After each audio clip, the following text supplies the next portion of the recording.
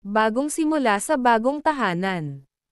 Sa kanilang bagong tahanan, nadama nina Luna at Loki ang pagiging buo at masaya ng kanilang pamilya. Ang bawat paggising sa umaga ay puno ng kasiyahan at pasasalamat sa bagong pagkakataon na ibinigay sa kanila ng buhay. Sa tulong ng bawat isa, nagsimula silang magtanim ng mga halaman sa maliit na garden, magayos ng kanilang mga gamit, at magtayo ng mga alaala sa kanilang bagong tahanan. Paglago at pag-unlad.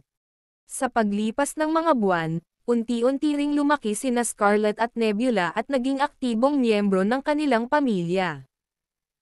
Ang bawat araw ay puno ng mga bagong karanasan at mga paglalakbay sa kanilang paligid, nagbibigay daan sa mas maraming alaala at pagmamahalan sa bawat isa.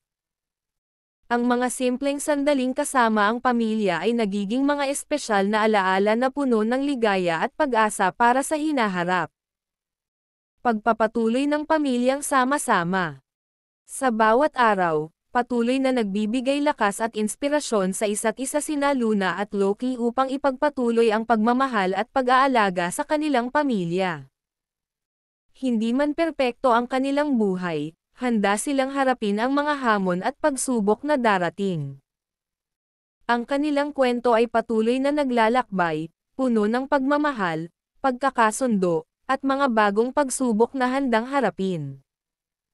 Sa ilalim ng kalangitan, sa kanilang bagong tahanan, patuloy na sumisikat ang araw ng pagmamahalan at pagkakaisa ng pamilyang ito.